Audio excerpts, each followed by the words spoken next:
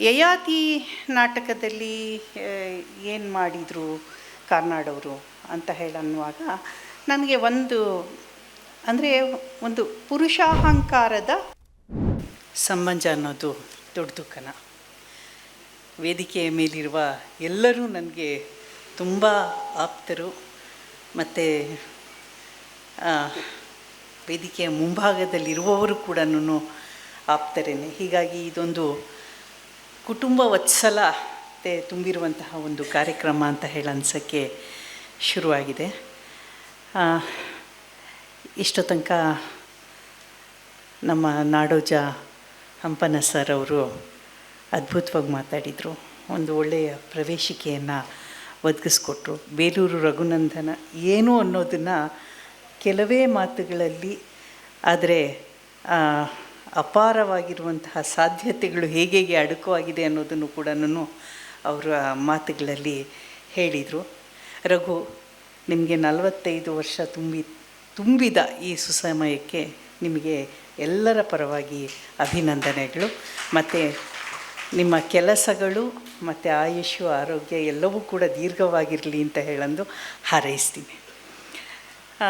ಸ್ನೇಹಿತರೆ, ನಾವೆಲ್ಲರೂ ಒಟ್ಟಿಗೆ ಇರಲಿಕ್ಕೆ ಒಂದು ಅವಕಾಶ ಇದು ಅಂತ ಹೇಳಂದು ಅಂದ್ಕೊಳ್ತಾ ಇದ್ದೀನಿ. ಈ ಸಂದರ್ಭ ಏನಿದೆ ಇದು. ರಘು ನನಗೆ ಕೇಳಿದಾಗ ಪುಸ್ತಕದ ಬಗ್ಗೆ ಮಾತಾಡು ಅಂತ ಕೇಳಲಿಲ್ಲ, ನನ್ನ ಜೊತೆಗಿರು ಅಂತ ಹೇಳಂದರು.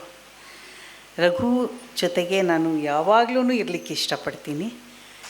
ಸೊ ಹಾಗಾಗಿ ನಾನು ಹ್ಞೂ ಅಂತ ಹೇಳಂದೆ. ಆಮೇಲೆ ನನಗೆ ಗೊತ್ತಾಯಿತು ನನ್ನನ್ನು ಕಟಕಟೆಯಲ್ಲಿ ನಿಲ್ಲಿಸ್ತಾ ಇದ್ದಾರೆ ಅಂತ ಹೇಳಂದು. ಸೊ ಹಾಗಾಗಿ ಇವತ್ತು ನಾನು ಕಟಕಟೆಯಲ್ಲಿ ನಿಂತ್ಕೊಂಡು ಕೆಲವು ಸತ್ಯಗಳನ್ನು ಮಾತಾಡಬೇಕಾಗಿದೆ.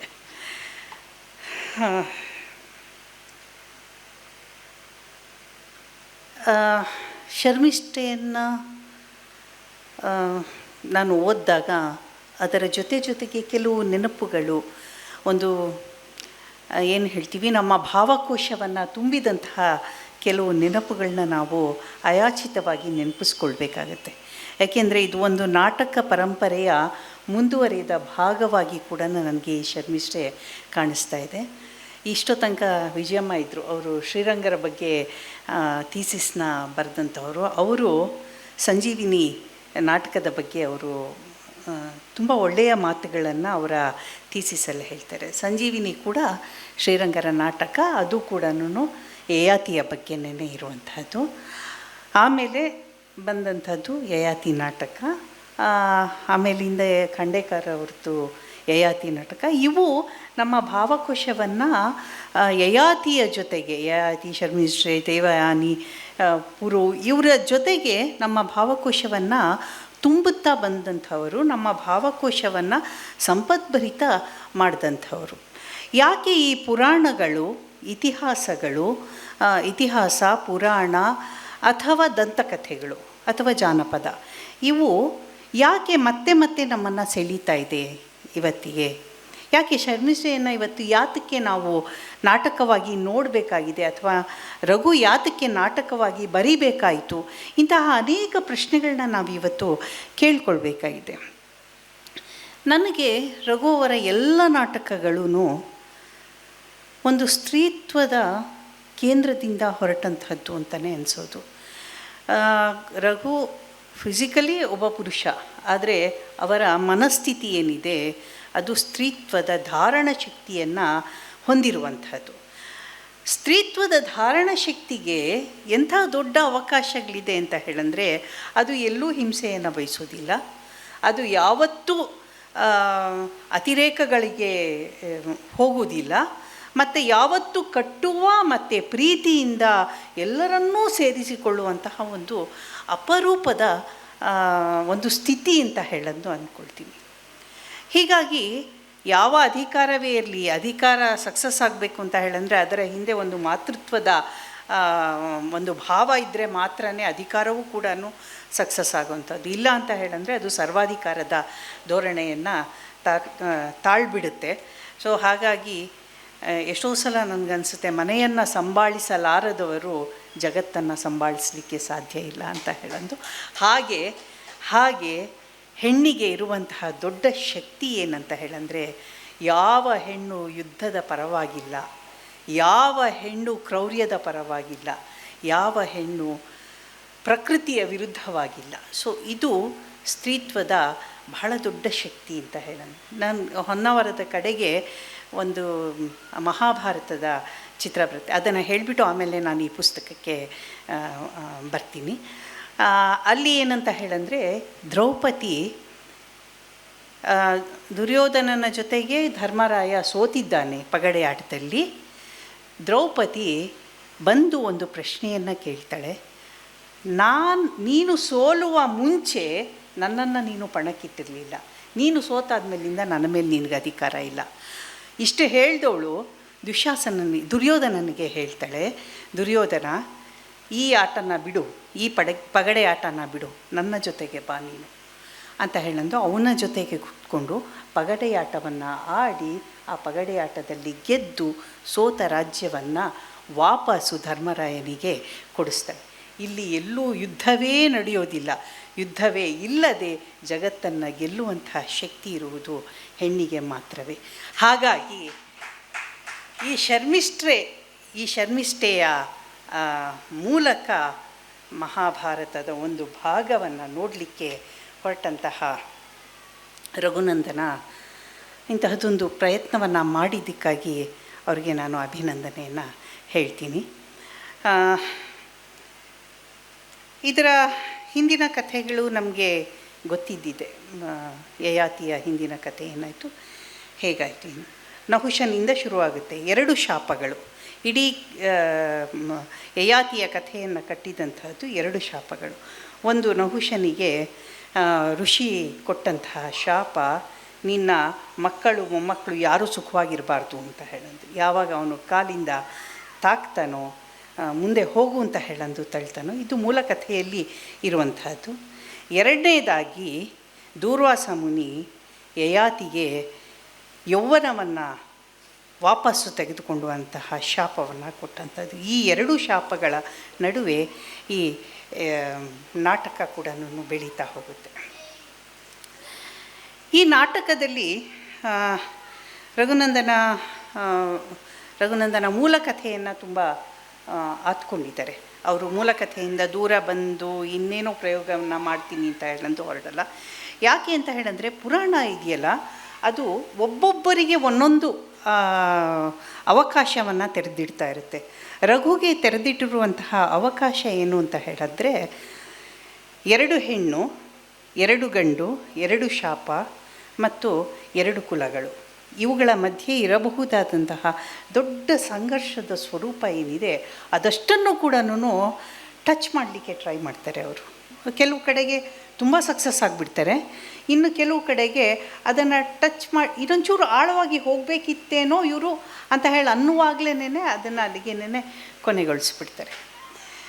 ಈ ಕುಲದ ಪ್ರಶ್ನೆ ಬಂದಾಗ ಬಟ್ಟೆಯ ಇದೇನಿದೆ, ಬಟ್ಟೆಯ ಪ್ರಸಂಗ ಏನಿದೆ, ಆ ಪ್ರಸಂಗವೇ ಬಹಳ ದೊಡ್ಡ ಚಿಮ್ಮುಹಲಿಗೆ ಈ ನಾಟಕದ ಒಟ್ಟು ಇದಕ್ಕೆ ಬಂದಾಗ ರಘುವಿನ ಸ್ಮೃತಿಕೋಶದಲ್ಲಿ ಇರಬಹುದಾದಂತಹ ಕೆಲವು ಸಂಗತಿಗಳು ಪಟ್ಟಂತ ಹೇಗೆ ಬರುತ್ತೆ ಅಂತ ಹೇಳಂದರೆ,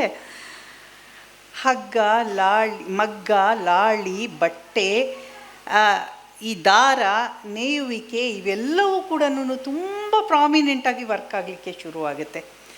ಬೇಸಿಕಲಿ ಅವರ ಜನಾಂಗದ ನೆನಪುಗಳು ಏನಿದೆ, ಆ ನೆನಪುಗಳಷ್ಟನ್ನು ಕೂಡ ಆ ಪ್ರಸಂಗದಲ್ಲಿ ತರುವಂತಹ ಪ್ರಯತ್ನವನ್ನು ಮಾಡ್ತಾರೆ. ಮತ್ತು ಕಬೀರರ ಒಂದು ದೋಹವನ್ನು ಕೂಡ ಅಲ್ಲಿ ನೆನಪಿಸ್ಕೊಳ್ತಾ ಅದಕ್ಕೆ ಇನ್ನೊಂದಷ್ಟು ಬಲವನ್ನು ಕೊಡುವಂತಹ ಪ್ರಯತ್ನವನ್ನು ಮಾಡ್ತಾರೆ. ನೋಡಿ, ಬಟ್ಟೆ ಅನ್ನುವುದು ಇಲ್ಲಿ ಬರೀ ಬಟ್ಟೆಯಾಗಿ ಮಾತ್ರನೇ ಇಲ್ಲ, ಪ್ರತಿಷ್ಠೆಯ ಬಹಳ ದೊಡ್ಡ ವಿಷಯವಾಗಿ ಅಲ್ಲಿ ಕಾಡ್ಬಿಡುತ್ತೆ. ಯಾಕೆ ಇದು ಇಷ್ಟು ದೊಡ್ಡ ಸ್ನೇಹ ಒಂದು ಬಟ್ಟೆಯ ಅದಲು ಬದಲುವಿಕೆಯಿಂದಾನೇ ಕಳೆದು ಹೋಗ್ಬಿಡುತ್ತಾ? ಇಲ್ಲ, ಅದು ಒಂದು ಸಂದರ್ಭಕ್ಕೆ ಕಾಯ್ತಾ ಇರುತ್ತೆ. ಒಳಗಿನ ಯಾವುದೋ ಸಂಗತಿಗಳು ಆ ಸಂದರ್ಭವನ್ನು ಹಿಡಿದು ಪಟ್ಟಂತ ಹೇಳಂದು ಹೊರಗಡೆ ಬಂದುಬಿಡುತ್ತೆ. ನೀವು ಸುಮ್ಮನೆ ನಾವು ನಡ್ಕೊಂಡು ಹೋಗ್ತಾ ಇರಬೇಕಾದ್ರೆ ಯಾರಾದರೂ ನಮ್ಮ ನೆರಳನ್ನು ತುಳಿತಾ ಇದ್ದಾರೆ ಅಂತ ನಮಗೆ ಅನ್ನಿಸ್ಬಿಟ್ರೆ ನಾವು ಒಂದು ಕ್ಷಣ ನಿಲ್ತೀವಿ, ಅವ್ರು ಮುಂದೆ ಹೋಗಲಿ ಅಂತ ಹೇಳೋಣ. ಅಂದರೆ ನಮ್ಮ ಅಹಮ್ಮಿನ ಕೆಲವು ಸಂಗತಿಗಳು ಎಲ್ಲೆಲ್ಲಿ ಅಡಕಾಗಿರುತ್ತೆ, ಹೇಗೆ ಅಡಕಾಗಿರುತ್ತೆ ಅನ್ನುವುದು ಅದು ನಮಗೆ ಮಾತ್ರ ಗೊತ್ತಿರುವಂತಹದ್ದು, ಮತ್ತು ಅದು ಪೂರ್ತಿ ವೈಯಕ್ತಿಕವಾಗಿರುವಂತಹದ್ದೇನೇ ಆಗಿರುತ್ತೆ. ರಾಜನ ಮಗಳೊಬ್ಬಳು ತನಗಿಂತ ಕೆಳಗಿನವಳು ಅಂತ ಹೇಳಂದು ಭಾವಿಸಿಕೊಂಡಿರುವಂತಹ ದೇವಯಾನಿಯ ಬಗ್ಗೆ ತಳೆದಿರುವಂತಹ ಭಾವನೆಗಳು. ಅವರು ಒಟ್ಟಿಗೆ ಇದ್ದಾರೆ, ಒಟ್ಟಿಗೆ ಮಾತಾಡ್ತಿದ್ದಾರೆ, ಒಟ್ಟಿಗೆ ಊಟ ಮಾಡ್ತಿದ್ದಾರೆ, ಆಟ ಆಡ್ತಾ ಇದ್ದಾರೆ, ಎಲ್ಲವೂ ಸರಿ. ಬಾಲ್ಯದಿಂದಲೂ ಬಂದಿದೆ. ಬಾಲ್ಯ ತಂದು ಕೊಟ್ಟಿರುವಂತಹ ಮುಗ್ಧತೆಗೂ ಪದವಿ ತಂದು ಕೊಟ್ಟಿರುವಂಥ ಅಹಮ್ಗೂ ಮಧ್ಯೆ ಒಂದು ದೊಡ್ಡ ಸಂಘರ್ಷ ಇದೆ. ಆ ಸಂಘರ್ಷ ಈ ಬಟ್ಟೆಯ ಒಂದು ಪ್ರಸಂಗದಲ್ಲಿ ಪಟ್ಟಂತ ಹೇಳಂದು ಹೊರಗಡೆ ಬರುತ್ತೆ. ಸೊ ಹಾಗೆ ಬಂದಂತಹ ಒಂದು ಕಿಡಿ ಏನು ಹೊತ್ತಿ ಅದು ಒಂದು ದೊಡ್ಡ ಕಥನವಾಗಿ ಬೆಳೀಲಿಕ್ಕೆ ಶುರುವಾಗುತ್ತೆ. ಸೊ ಹೀಗೆ ಕಥನವಾಗಿ ಶುರುವಾಗಿದ್ದಂತಹದ್ದು ಇಲ್ಲೆಲ್ಲೂ ಕೂಡ ರಘುಗೆ ಕಥೆ ಹೇಳಬೇಕು ಅನ್ನುವಂತಹ ಒಂದು ಉಮೇದನ್ನು ನಾವೇನು ಕಾಣೋದಿಲ್ಲ. ಅಂದರೆ ಕಥೆಯನ್ನು ಮುಟ್ಟಿಸ್ಬೇಕು, ಇದನ್ನು ಜನರಿಗೆ ಮುಟ್ಟಿಸ್ಬೇಕು ಅಂತ ಹೇಳಿದ್ರೆ, ಯಾಕೆಂದರೆ ಈ ಕಥೆ ಆಗಲೇ ಗೊತ್ತಿದೆ. ಹಾಗಾಗಿ ರಘುವಿನ ಆಟ ಏನಿದೆ, ಈ ನಾಟಕದ ಜೊತೆಯಲ್ಲಿ ಇರುವಂತಹ ಆಟ ಏನಿದೆ, ಅದು ಈ ಎಲ್ಲ ಸಂಗತಿಗಳನ್ನು ಒಂದರ ಹಿಂದೆ ಒಂದೇ ಹಿಂದೆ ಇಟ್ಟು ಹೋಗ್ತಾ ಹೋಗುತ್ತೆ. ಸೊ ನನಗೆ ಈ ಕಥೆಯನ್ನು ನಾನು ಈ ನಾಟಕವನ್ನು ಓದ್ತಾ ಎಷ್ಟು ಕಾಂಟೆಂಪರರಿ ಇದು ಅಂತ ಹೇಳಿ ಅನಿಸ್ಲಿಕ್ಕೆ ಶುರುವಾಯಿತು ಅಂತ ಹೇಳಂದರೆ, ಯೌವನ ಮತ್ತು ಮುಪ್ಪನ್ನು ಮುಂದೂಡುವ ಮತ್ತು ಯೌವನವನ್ನು ಕಾಪಿಟ್ಟುಕೊಳ್ಳುವಂತಹ ಹಪಹಪಿ ಏನಿದೆ, ಈ ಹಪಹಪಿ ಇವತ್ತಿನದೇನಲ್ಲ. ಆದರೆ ಇವತ್ತು ಅದು ಎಷ್ಟರ ಮಟ್ಟಿಗೆ ಹೋಗಿದೆ ಅಂತ ಹೇಳಂದರೆ, ಪುರುಷ ಆಗಲಿ ಸ್ತ್ರೀ ಆಗಲಿ ತನ್ನ ಯೌವನವನ್ನು ಹೇಗೆ ಕಾಪಾಡಿಕೊಳ್ಳಬೇಕು, ಯಾವ್ಯಾವ ಸರ್ಜರಿಗಳನ್ನು ಮಾಡಿಸ್ಕೊಳ್ಬೋದು ಬೇಕು, ಜೋತು ಬಿದ್ದಂತಹ ಚರ್ಮವನ್ನು ಹೇಗೆ ಮೇಲಕ್ಕೆ ಎತ್ತಿ ಕಟ್ಟಬೇಕು. ಸೊ ಇದೆಲ್ಲ ಏನಿದು, ಇದೆಲ್ಲ ಯಾಕೆ ಇಷ್ಟು ಅಪ್ರಾಕೃತಿಕವಾಗಿ ನಾವು ಜೀವನವನ್ನು ಸ್ವೀಕರಿಸ್ತಾ ಇದ್ದೀವಿ, ಅಥವಾ ಜೀವನವನ್ನು ಗ್ರಹಿಸ್ತಾ ಇದ್ದೀವಿ, ಪರ್ಸ್ಯೂ ಮಾಡ್ತಾ ಇದ್ದೀವಿ, ಯಾಕೆ ಹೀಗೆ ಅನ್ನುವಂತಹ ದೊಡ್ಡ ಪ್ರಶ್ನೆ ಒಂದು ನನಗೆ ಈ ಕಥೆಯನ್ನು ಓದಬೇಕಾದ್ರೆ ಬಂತು. ಅಂದರೆ ಒಂದು ಅಪ್ರಾಕೃತಿಕವಾದಂತಹ ಸ್ಥಿತಿಗೆ ನಮ್ಮ ಆಧುನಿಕತೆ ನಮ್ಮನ್ನು ಹೇಗೆ ತಂದು ನಿಲ್ಲಿಸ್ಬಿಟ್ಟಿದೆ ಅನ್ನುವುದೂ ಕೂಡ ಇವತ್ತು ಬಹಳ ಮುಖ್ಯವಾಗಿ ಆಗಬೇಕಾಗಿರುವಂತಹ ಚರ್ಚೆ. ಇಂಥ ಕಡೆಯಲ್ಲಿ ರಘು ಒಂಚೂರು ನಾಟಕವನ್ನು ಬೆಳೆಸಬೇಕಿತ್ತು ಅಂತ ಹೇಳಂದು ನನಗೆ ಅನ್ನಿಸ್ತು. ಸೊ ಹೀಗೆ ಯಯಾತಿಯ ಕಾಮದ ಕಥೆಯಾಗಿ, ದೇವಯಾನಿಯ ಅಹಮ್ಮಿನ ಕಥೆಯಾಗಿ, ಶರ್ಮಿಷ್ಠೆಯ ಒಂದು ಸಂಸಾರದ ಕಥೆಯಾಗಿ, ಪುರುವಿನ ವ್ಯಾಲ್ಯೂಸ್ನ ಕ್ಯಾರಿ ಮಾಡುವಂತಹ ಒಂದು ಕಥೆಯಾಗಿ ಈ ಕಥೆ ಎಲ್ಲೆಲ್ಲೋ ಹೇಗೇಗೋ ಹಲವು ತೊರೆಗಳ ಜಾಡುಗಳು ಎಲ್ಲನೂ ಬಂದು ಸೇರ್ಕೊಳ್ತಾ ಒಂದು ನದಿಯಾಗುವಂತಹ ಎಲ್ಲ ಲಕ್ಷಣಗಳನ್ನು ಕೂಡ ಈ ನಾಟಕ ತೋರ್ತಾ ಹೋಗುತ್ತೆ. ಯಾಕೆ ನನಗೆ ಯಯಾತಿ ನಾಟಕದಲ್ಲಿ ಏನು ಮಾಡಿದರು ಕಾರ್ನಾಡವರು ಅಂತ ಹೇಳನ್ನುವಾಗ ನನಗೆ ಒಂದು ಪುರುಷಾಹಂಕಾರದ ಒಂದು ಸ್ಥಿತಿಯಲ್ಲೇನೆ ಕಾರ್ನಾಡರು ಇಡೀ ಕಥೆಯನ್ನು ಗ್ರಹಿಸುವಂತಹ ಒಂದು ಪ್ರಯತ್ನವನ್ನು ಮಾಡ್ತಾರೆ. ಆದರೆ ಇಲ್ಲಿ ಶರ್ಮಿಷ್ಠೆ ಯಯಾತಿಯನ್ನು ಕೇಳುವ ಪ್ರಶ್ನೆಗಳು ಏನಿದೆ, ಒಬ್ಬ ಪುರುಷ ತಾನು ಬೇಕು ಅನ್ನುವುದನ್ನು ದಕ್ಕಿಸಿಕೊಳ್ಳಲಿಕ್ಕಾಗಿ ತನ್ನ ಅಧಿಕಾರವನ್ನು ಬಳಸ್ತಾನೆ, ತನ್ನ ಮಗ ಅಂತಲೂ ನೋಡದೆ ತಾನು ಅಷ್ಟನ್ನು ಕೂಡ ತಾನು ಅನುಭವಿಸಬೇಕು ಅನ್ನುವಂತಹ ಲಾಲಸೆಗೆ ಬೀಳುವಂತಹದ್ದೇನಿದೆ, ಹೀಗೆ ಲಾಲಸೆಗೆ ಬಿದ್ದು ತನ್ನ ಬದುಕನ್ನು ಅಸಹಜವಾದಂತಹ ಸ್ಥಿತಿಗೆ ಕೊಂಡೊಯ್ಯುವಂತಹ ಒಂದು ಪರಿಣಾಮಕಾರಿಯಾದಂತಹ ಒಂದು ಘಟನೆ ಏನಿದೆ, ಆ ಘಟನೆಯನ್ನು ಶರ್ಮಿಷ್ಠೆ ಪ್ರಶ್ನೆ ಮಾಡ್ತಾ ಹೋಗ್ತಾಳೆ. ಇವರು ಗಿರೀಶ್ ಕಾರ್ನಾಡ್ ಅವರು ಅದನ್ನು ಒಂದು ಸ್ವಲ್ಪ ಬದಲಾವಣೆ ಮಾಡಿಕೊಳ್ತಾರೆ. ಯಯಾತಿಯ ಮೊದಲೆಯ ಹೆಂಡತಿಯ ಮಗ ಅಂತ ಹೇಳಂದು, ಆದರೆ ಇಲ್ಲಿ ಶರ್ಮಿಷ್ಠೆಯ ಮಗ ಅಂತ ಹೇಳನ್ನೋದನ್ನು ಮೂಲದಲ್ಲಿ ಏನಿತ್ತು ಅದನ್ನು ರಘು ಉಳಿಸ್ಕೊಂಡಿದ್ದಾರೆ. ಕಾರಣ ಏನು ಅಂತ ಹೇಳಂದರೆ, ಒಂದು ತಾಯಿಯ ಹೃದಯ ಮಗನಿಗೋಸ್ಕರ ಹೇಗೆಲ್ಲ ತುಡಿಯಬಹುದು, ಮಗನ ಯೌವನವನ್ನು ಗಂಡನೇ ಕಸ್ಕೊಂಡಿದ್ದಾನೆ ಅಂತ ಹೇಳಂದಾಗ ಅದಕ್ಕೆ ಇವಳು ಹೇಗೆ ಇತ್ತ ತೀವ್ರವಾದಂತಹ ಸಾಲುಗಳಲ್ಲಿ ಬರುತ್ತೆ ಅಂತ ಹೇಳಂದರೆ, ಇದೊಂದು ಪೊಯೆಟ್ರಿಯಾ ಇದು ಅಥವಾ ನಾಟಕದ ಸಾಲ ಏನು? ಬೇಸಿಕಲಿ ರಘು ಪೊಯೆಟ್ ಆಗಿರೋದ್ರಿಂದ, ಕವಿಯೇ ಆಗಿರುವುದರಿಂದ ರಘುವಿನ ಎಲ್ಲ ಮಾತುಗಳು ಕೂಡ ತುಂಬ ಪೊಯೆಟಿಕ್ ಆಗೇನೇ ಇರುತ್ತೆ. ಸೊ ಹೀಗೆ ರಘುವಿಗೆ ಇರುವಂತಹ ಸಾಧ್ಯತೆ ಏನಿದೆ ಈ ಇದರಲ್ಲಿ ಅಂದರೆ, ಒಳಿತು ಮತ್ತು ಕೆಡುಕುಗಳ ಮಧ್ಯೆ ಇರುವಂತಹ ಸಂಕ್ಲಿಷ್ಟವಾಗಿರುವಂತಹ ಒಂದು ಸ್ಥಿತಿ ಏನಿದೆ. ಅಂದರೆ ಒಳಿತು ಅಂದರೆ ಹೀಗೆ, ಒಳಿತು ಅಲ್ಲ ಅಂದರೆ ಹೀಗೆ, ಕೆಡುಕು ಅಂದರೆ ಹೀಗಿರುತ್ತೆ ಅಂತ ಹೇಳೋದು ಅದನ್ನು ಬೈಫರ್ಕೇಟ್ ಮಾಡಲಿಕ್ಕೆ ಆಗೋದಿಲ್ಲ. ಏಕೆಂದರೆ ಅದನ್ನು ತುಂಬ ಚೆನ್ನಾಗಿ ದೇವಯಾನಿ ಮತ್ತು ಶರ್ಮಿಷ್ಠೆಯ ಪಾತ್ರಗಳಲ್ಲಿ ತರಲಿಕ್ಕೆ ಅಂತಹ ಒಳ್ಳೆಯ ಒಂದು ಸ್ನೇಹ ನಂತರದ ಕಾಲದಲ್ಲಿ ಅದು ದ್ವೇಷ ಆಗುತ್ತೆ. ಸವತಿ ಆಗ್ತಾಳೆ ಅವಳು. ಸವತಿಯ ಮತ್ಸರದಿಂದ ಮತ್ತೆ ಹೊರಗಡೆಗೆ ಬಿಡಿಸ್ಕೊಂಡು ಮೂಲ ಕಥೆಯಲ್ಲಿ ಅವಳು ಮಾಂಗಲ್ಯವನ್ನು ಬಿಸಾಕ್ಬಿಟ್ಟು ಹೊರಟೋಗ್ತಾಳೆ. ದಾಂಪತ್ಯದ ಒಂದು ಇದೇನಿರುತ್ತೆ, ಸಂಕೇತ ಏನಿರುತ್ತೆ, ಆ ಮಾಂಗಲ್ಯವನ್ನು ತೆಗೆದು ಎಸ್ತು ಬಿಟ್ಟು ಹೊಟ್ಟೋದವಳು ಮತ್ತೆ ಬರೋದೇ ಇಲ್ಲ, ಮೂಲ ಕಥೆಯಲ್ಲೂ ಬರೋದಿಲ್ಲ.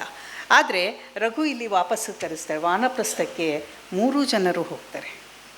3 ಜನರು ವಾನಪ್ರಸ್ಥಕ್ಕೆ ಹೋಗುವ ಮತ್ತೆ ಬಾಲ್ಯದಲ್ಲಿ ಕಳೆದುಕೊಂಡಂತಹ ಬಾಲ್ಯದಲ್ಲಿ ಇದ್ದಂತಹ ಒಳಿತು ಏನಿತ್ತು, ಹಗೆ ಇಲ್ಲದ ಸ್ಥಿತಿ ಏನಿತ್ತು, ಆ ಹಗೆ ಇಲ್ಲದ ಸ್ಥಿತಿಯನ್ನು ಮತ್ತೆ ವಾನಪ್ರಸ್ಥದಲ್ಲಿ ಸಾಧಿಸಲಿಕ್ಕೆ ಸಾಧ್ಯ ಆಗುವಂತಹ ಅನೇಕ ಸೂಚನೆಗಳನ್ನು ಈ ನಾಟಕದಲ್ಲಿ ಅವರು ಈ ಮೂಲಕ ಅವಳು ವಾಪಸ್ ಬರ್ತಾಳೆ. ದೇವಯಾನಿ ವಾಪಸ್ ಬಂದು ಇವ್ರ ಜೊತೆಗೇನೆ ಇದ್ದು ವಾನಪ್ರಸ್ಥಕ್ಕೆ ಗಂಡನ ಜೊತೆಗೆ ಹೋಗಿ ಅಲ್ಲಿ ಇರುವಂತಹ ಅಲ್ಲಿ ಉಳಿದ ಆಯುಷನ್ನು, ಉಳಿದ ಜೀವನವನ್ನು ಕಳೆಯುವಂತಹ ಒಂದು ಪ್ರಯತ್ನವನ್ನು ಅಲ್ಲಿ ಮಾಡ್ತಾಳೆ. ಹೀಗೆ ಅನೇಕ ಪ್ರಶ್ನೆಗಳು, ಅನೇಕ ಸಂಗತಿಗಳ ಜೊತೆಗೆ ರಘು ಮಾತಾಡ್ತಾ ಹೋಗ್ತಾರೆ.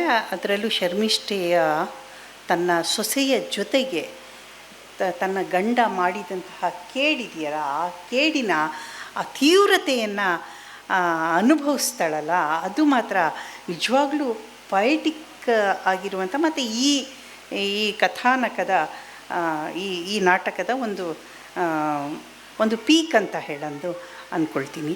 ಏಕೆಂದರೆ ಚಿತ್ರಲೇಖೆ ಏನಿದ್ದಾಳೆ, ಚಿತ್ರಲೇಖೆಯ ನೋವನ್ನು ಇವಳು ಮಾತ್ರನೇ ಅರ್ಥ ಮಾಡಿಕೊಳ್ಳಿಕ್ಕೆ ಸಾಧ್ಯ ಆಗುತ್ತೆ.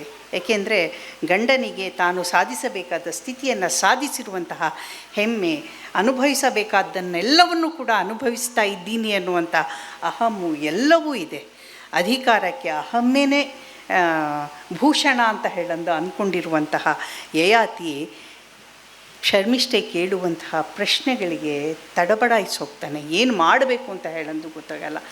ಅದು ಮತ್ತು ಚಿತ್ರಲೇಖೆಯ ಜೊತೆಗಿನ ಸಂಭಾಷಣೆ ಏನಿದೆ, ಈ ಎರಡೂ ಕೂಡ ಈ ನಾಟಕದ ಬಹುಶಃ ಒಂದು ಉಚ್ಚವಾದಂತಹ ಒಂದು ಸ್ಥಿತಿ ಅಂತ ಹೇಳಂದು ಅಂದ್ಕೊಳ್ತೀನಿ. ಸೊ ಹೀಗಾಗಿ ಇಲ್ಲ ಎಷ್ಟೊಂದು ಆ ಥರದ ಮಾತುಗಳು ಬರುತ್ತೆ. ನಾನು ನೋಟ್ ಮಾಡ್ಕೊಂಡಿದ್ದೀನಿ. ಬಹುಶಃ ನನಗೆ ಒಂದು 15 ನಿಮಿಷದಲ್ಲಿ ಮಾತಾಡಿ ಅಂದಿದ್ದಕ್ಕೆ ನಾನು ಆದಷ್ಟು ಬೇಗ ಮುಗಿಸುವಂತಹ ಪ್ರಯತ್ನವನ್ನು ಮಾಡ್ತೀನಿ. ಆರಂಭದಲ್ಲೇನೇ ಅವರು ತಗೊಳ್ಳುವಂತಹ ಒಂದು ಜಾನಪದ ಗೀತೆ ರತ್ತೋ ರತ್ತೋ ರಾಯನ ಮಗಳೇ ಬಿತ್ತು ಬಿತ್ತು ಭೀಮನ, ಅದರಲ್ಲಿ ಕುಕ್ಕರ ಬಸವಿ ಕೂರು ಬಸವಿ ಅಂತ ಹೇಳನ್ನು ಕೊನೆಯಲ್ಲಿ ಎಂಡಾಗುತ್ತೆ. ಆ ಕುಕ್ಕರ ಬಸವಿ ಕೂರು ಯಾತಕ್ಕೆ, ರಘುವಿನ ಪ್ರಶ್ನೆ ಇಲ್ಲಿಂದ ಶುರು ಆಗುತ್ತೆ. ಇಷ್ಟೋ ತನಕ ನೀವು ನೋಡಿದ ಎಲ್ಲ ನಾಟಕದ ತುಣುಕುಗಳಲ್ಲಿ ಕೂಡ ಈ ಥರದ್ದೊಂದು ಪ್ರಶ್ನೆಯನ್ನು ಅವರು ಎತ್ತಿರ್ತಾರೆ. ಯಾಕೆ ಬಸವಿನೇ ಯಾಕಾಗಬೇಕು, ಬಸವ ಯಾಕಾಗಬಾರದು ಅಂತ ಹೇಳನ್ನೋದು. ಅಂದರೆ ಹೆಣ್ಣೆ ಯಾಕೆ ಎಲ್ಲದಕ್ಕೂ ಗುರಿಯಾಗಬೇಕು, ಅಥವಾ ಹೆಣ್ಣನ್ನೇ ಯಾಕೆ ಶೋಷಣೆಗೆ ಒಳಗೆ ಮಾಡಬೇಕು, ಅಥವಾ ಹೆಣ್ಣೆ ಎಲ್ಲ ಪಾಪಗಳನ್ನು ನೋವುಗಳನ್ನು ಯಾಕೆ ತುಂಬಿಕೊಳ್ಬೇಕು ಅನ್ನುವಂತಹ ಪ್ರಶ್ನೆಯನ್ನು ರಘು ಮತ್ತೆ ಮತ್ತೆ ಕೇಳ್ತಾರೆ. ಈ ನಾಟಕದಲ್ಲಿ ಕೂಡ ಅದನ್ನು ಕೇಳ್ತಾರೆ. ಕುಕ್ಕರ ಬಸವಿ ಕೂರ ಬಸವಿ, ಇಲ್ಲ ನಾನು ಕುಕ್ಕರ ಬಸವಿ ಕೂರೆ ಬಸವ ಅಂತ ಹೇಳಂದು ನಾನು ಹೇಳ್ತೀನಿ, ಕೂರು ಬಸವ ಅಂತ ಹೇಳಂತೀನಿ. ಎರಡೂ ಸಮಾನವಾಗಿ, ಅಂದರೆ ಇದು ನಮಗೆ ಸೈಕಾಲಜಿಕಲಿ ನಮ್ಮ ದೇಹದ ರಚನೆಯಲ್ಲಿ ನಮ್ಮ ಎರಡು ಭಾಗಗಳೇನಿದೆ, ನಮ್ಮ ಮಾನಸಿಕವಾದಂಥ ರಚನೆಯಲ್ಲಿ ಒಂದು ಎಡಭಾಗ ಬಲಭಾಗ ಅಂತ ಹೇಳಂದು, ಒಂದು ಹೆಣ್ಣನ್ನು ಇನ್ನೊಂದು ಗಂಡನ್ನು ಪ್ರತಿನಿಧಿಸ್ತಾರಂತಹದ್ದು. ಸೊ ಹೆಣ್ಣು ಎಡಭಾಗವನ್ನು ಪ್ರತಿನಿಧಿಸಿದರೆ ಗಂಡು ಬಲಭಾಗವನ್ನು ಪ್ರತಿನಿಧಿಸ್ತಾನೆ. ಇದು ಹೆಣ್ಣಿನಲ್ಲಿ ಇರಬಹುದಾದಂಥ ಗಂಡಿನ ಗುಣಗಳು, ಗಂಡಿನಲ್ಲಿ ಇರಬಹುದಾದಂಥ ಹೆಣ್ಣಿನ ಗುಣಗಳು, ಇವುಗಳನ್ನು ರಘು ಅತ್ಯಂತ ಸೂಕ್ಷ್ಮವಾಗಿ ಹೇಳುವಂತಹ ಪ್ರಯತ್ನವನ್ನು ಇಲ್ಲಿ ಮಾಡ್ತಾರೆ. ಸೊ ಹೀಗಾಗಿ ರಘುವಿಗೆ ಈ ಎಲ್ಲ ಕಾರಣಕ್ಕೆ ಕಥೆ ಅನ್ನುವುದು ಒಂದು ನೆಪ ಮಾತ್ರ. ಸೊ ಅಲ್ಲಿಂದ ಏನನ್ನು ಆಯ್ಕೊಳ್ಳಬೇಕು, ಏನನ್ನು ತೆಗೆದುಕೊಳ್ಳಬೇಕು ಅನ್ನೋಂತಹ ವಿವೇಚನಾ ಪ್ರಜ್ಞೆ ಏನಿದೆ ಅದು ಪ್ರಖರವಾಗಿ ಕೆಲಸ ಮಾಡುತ್ತೆ. ನನಗೆ ನಮ್ಮ ಶೆಟ್ಟರ್ ಸರ್ ಯಾವಾಗಲೂ ಹೇಳೋರು, ಇತಿಹಾಸದಲ್ಲಿ ಬರೆದಿಟ್ಟಿರುವುದನ್ನು ಬಿಟ್ಟು ಬಿಡಿ, ಅದು ಮುಗಿದು ಹೋಗಿರುವಂತಹ ಅಧ್ಯಾಯ.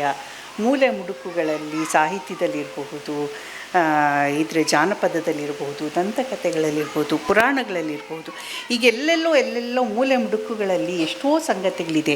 ಇವತ್ತು ನಮ್ಮ ಎಲ್ಲರ ಜವಾಬ್ದಾರಿ ಏನಂತ ಹೇಳಂದರೆ, ಅದು ಯಾಕೆ ಅಲ್ಲಿದೆ, ಅದನ್ನು ಹೇಗೆ ಇದೆ ಅದನ್ನು ಅಂತ ಹೇಳಂದು ನೋಡುವಂತಹ ಜವಾಬ್ದಾರಿ ನಮ್ಮೆಲ್ಲರದ್ದು ಕೂಡ ಆಗಿದೆ.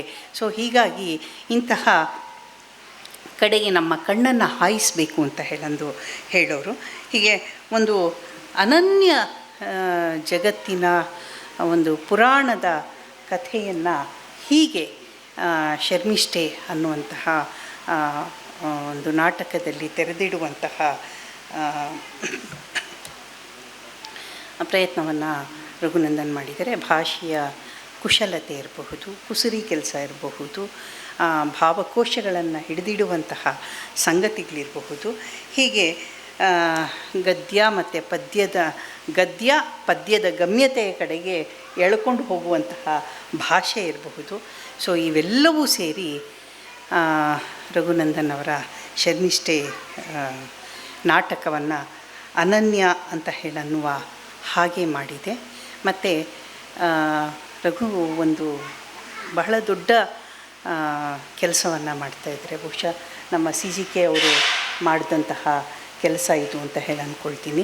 ಒಂದು ಕಮ್ಯುನಿಟಿ ವರ್ಕನ್ನು, ಒಂದು ಸಾಮುದಾಯಿಕವಾಗಿ ನಾಟಕವನ್ನು ಬೆಳೆಸುವಂತಹ ಕೆಲಸ ಏನಿದೆ, ಮತ್ತು ಅದೇ ನನ್ನ ಜೀವನ ಅಂತ ಹೇಳಂದು ನಂಬಿಕೊಂಡಿರೋದೇನಿದೆ, ಇವ್ರ ಜೊತೆಗೆ ಇರುವಂತಹ, ಇವತ್ತು ರಂಗದ ಮೇಲೆ ಪ್ರದರ್ಶನ ಮಾಡಿದಂತಹ, ನನಗೆ ಅಧಿನಾಯಕಿ ಪಾತ್ರ ಮಾಡಿದಂತಹ ಹುಡುಗಿ ಏನಿದ್ಲು, ಎಷ್ಟು ಅಂದರೆ ಎಲ್ಲರೂ ಕೂಡ ಈಗ ಸವಿತಕ್ಕ ಅವರು ಮಾಡೇ ಮಾಡ್ತಾರೆ. ಅವರು ಅದರಲ್ಲಿ ಸೀಸನ್ಡ್ ಆಗಿರುವಂತಹ ಆರ್ಟಿಸ್ಟು.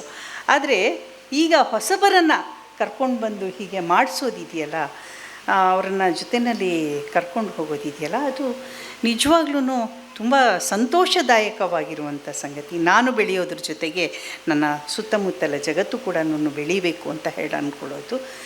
ಆಮೇಲಿಂದ ಹಂಪನ ಸರ್ ಹೇಳಿದರು, ಒಂದು ಈ ರಘುವಿನ ಪ್ರಯತ್ನ ಏನಿದೆ ಏಕವ್ಯಕ್ತಿ ಪ್ರದರ್ಶನದಲ್ಲಿ, ಬಹುಶಃ ಏಕವ್ಯಕ್ತಿ ಪ್ರದರ್ಶನ ತುಂಬ ಹಿಂದೆ ಸರಿದು ಬಿಟ್ಟಿತ್ತು ಅದು ಪ್ರಕಾರ. ಇವತ್ತು ಹೀಗೆ ನಿಮ್ಮ ಹಾಗೆ ಇನ್ನೊಂದು 2-3 ಜನ ಏನಾದರೂ ಪ್ರಯತ್ನ ಪಟ್ಟುಬಿಟ್ರೆ ಏಕವ್ಯಕ್ತಿ ಪ್ರದರ್ಶನಕ್ಕೆ ಸ್ಕ್ರಿಪ್ಟನ್ನು ಮಾಡೋದು, ಅದೊಂದು ಸ್ವತಂತ್ರ ಪ್ರಕಾರವಾಗಿ, ಬರೀ ನಾಟಕ ಅಂತ ಹೇಳಂದಲ್ಲ, ಅದೊಂದು ಸ್ವತಂತ್ರ ಪ್ರಕಾರವಾಗಿ ಕೂಡ ನಿಲ್ಲಬಲ್ಲಂತಹ ಎಲ್ಲ ಲಕ್ಷಣಗಳನ್ನು ಕೂಡ ಹೊಂದಿದೆ ಅಂತ ಹೇಳಂದು ಅನ್ನಿಸ್ತಾ ಇದೆ. ರಘು, ನಿಮ್ಮ ಎಲ್ಲ ಪ್ರಯತ್ನಗಳು ಇನ್ನೂ ಸಫಲವಾಗಲಿ, ಅವಕಾಶಗಳ ಬಾಗಿಲು ತೆರೆದುಕೊಳ್ಳಿ, ಪದೇ ನಾವೆಲ್ಲರೂ ಕೂಡ ಹೀಗೆ ನಿಮ್ಮ ಜೊತೆಗೆ ಕೂತ್ಕೊಳ್ಳುವಂತಹ ಆಗಲಿ ಅಂತ ಹೇಳಂದು ಬಯಸ್ತಾ ನನ್ನ ಮಾತುಗಳನ್ನ ಮುಗಿಸ್ತೀನಿ. ಅವಕಾಶಕ್ಕೋಸ್ಕರ ಧನ್ಯವಾದಗಳು.